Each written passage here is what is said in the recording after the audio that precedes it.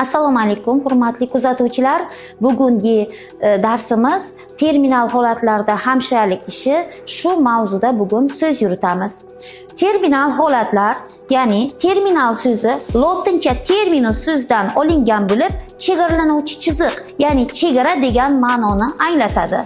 Hayot va o'lim o'rtasidagi holat bo'lib, organizmda ro'y berayotgan o'tkir rivojlanayotgan kasalliklar, shok, miokard infarkti, tug'ma va orttirilgan paroklar, ko'p qon yo'qotish, og'ir zaharlanishlar, og'ir shikastlanishlar, suvga cho'kish va elektr tokidan shikastlanish holatlarida va boshqa sabablar sababli terminal holatlar yuz beradi va organizmda gipoksiya ro'y beradi.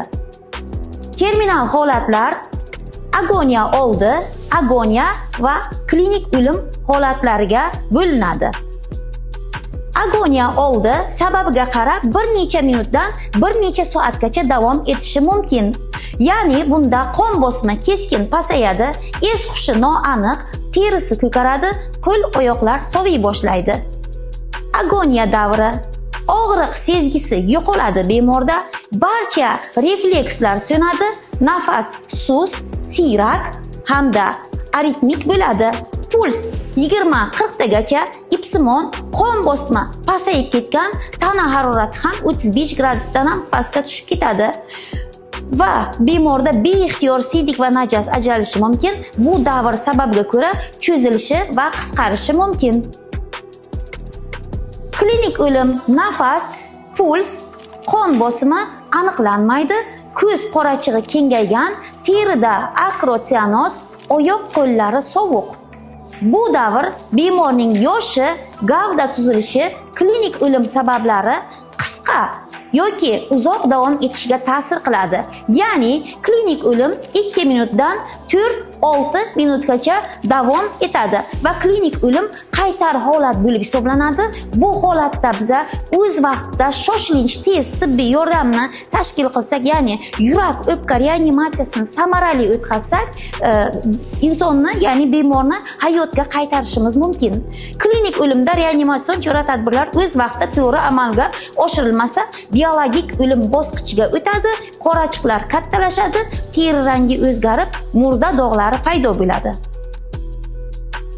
Klinik o'lim qon aylanish va nafas olish funksiyasi to'xtagan, lekin miyadagi asosiy hujayralar hali tirik bo'lib, bu holat 5-6 minut davom etishi mumkin. Klinik o'lim holatda ko'z qorachig'i kengaygan, ularning yorug'likka reaksiyasi yo'q, teri qoplamlari rangi o'zgargan, tonik harakatlar kuzatiladi, keyin orqaga qaytmas holat, ya'ni biologik o'lim holati sodir bo'ladi.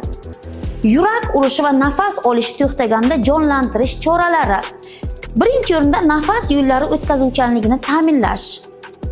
Yurakni massaj qilish kerak bo'ladi. O'pkani sun'iy nafas oldirish qo'llaniladi. Sun'iy nafas berish ikki xil bo'ladi: og'izdan og'izga yoki og'izdan burunga. Nafas berish usulidan foydalanish mumkin. Endi algoritmni bajarishga o'tamiz. Bemorga yordam ko'rsatishdan oldin birinchi navbatda kelib biz bemorning holatini baholab olamiz. Ya'ni sizni ahvolingiz yaxshimi? Siz meni eshityapsizmi? deb unga savol beramiz. Sizning ahvolingiz yaxshimi? Siz meni eshityapsizmi? Bemorda hech qanday o'zgarish bo'lmasa, javob reaksiya bo'lmasa, undan keyin uni nafas harakatlari bor yoki yo'qligini tekshirib olamiz.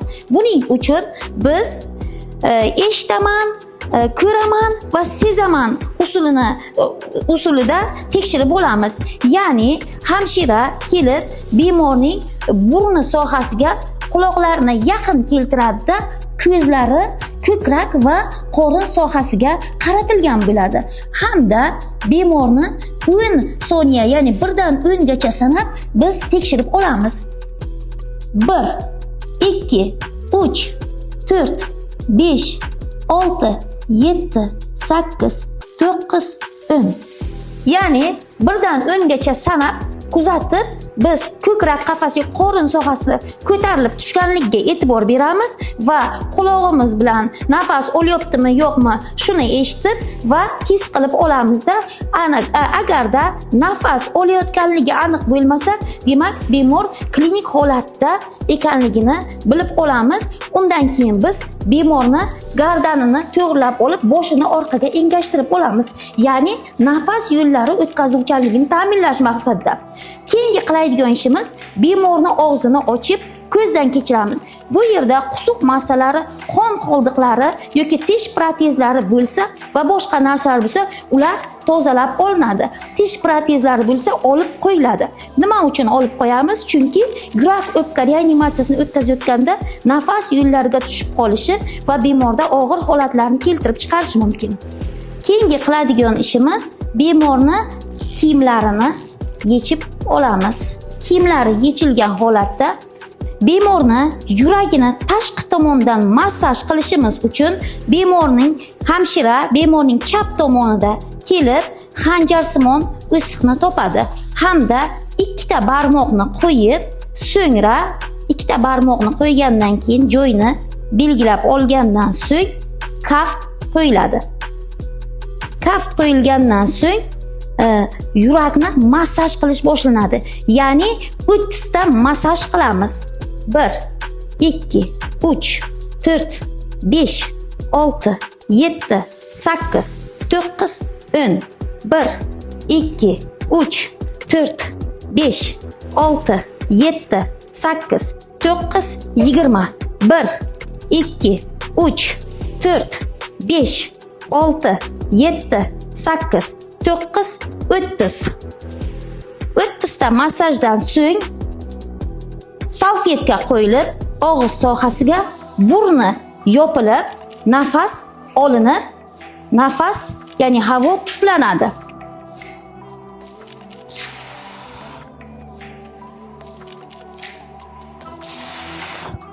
Ikkita nafas berilgandan so'ng yana o'sha tartibda yana yurak massaji 30 ta amalga oshiriladi.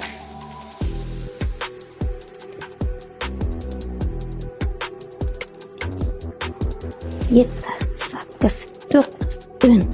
1, 2, 3, 4, 5, 6, 7, 8, 9, 20.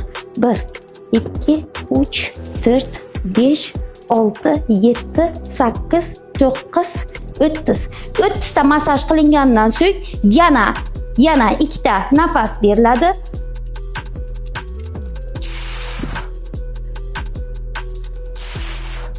Yana 30 ta massaj davom ettiriladi. Ya'ni yurak o'pka reanimatsiyasi to'g'ri bajarilsa, bemorning terisi pushti rangga kiradi, uyqu arteriyasida puls paydo bo'ladi hamda nafas paydo bo'ladi.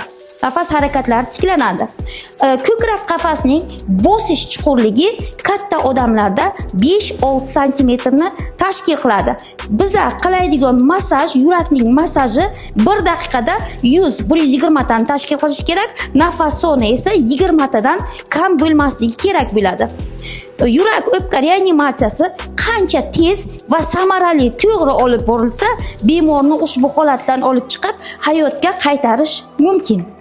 Agar yurak o'pka reanimatsiyasi samarali va to'g'ri amalga oshirilsa, bemorning terisining rangi pushti rangga kiradi, uyqu arteriyasida puls tiklanadi hamda nafas harakatlari paydo bo'ladi.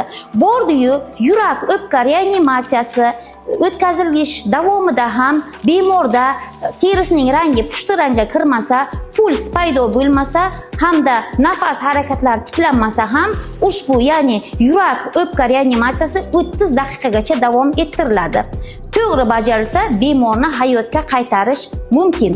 Ma'lumot o'rnida shuni aytib o'tamanki, yurakni ishga tushirish o'zi mexanik, fizik hamda kimyoviy usullarda amalga oshiriladi.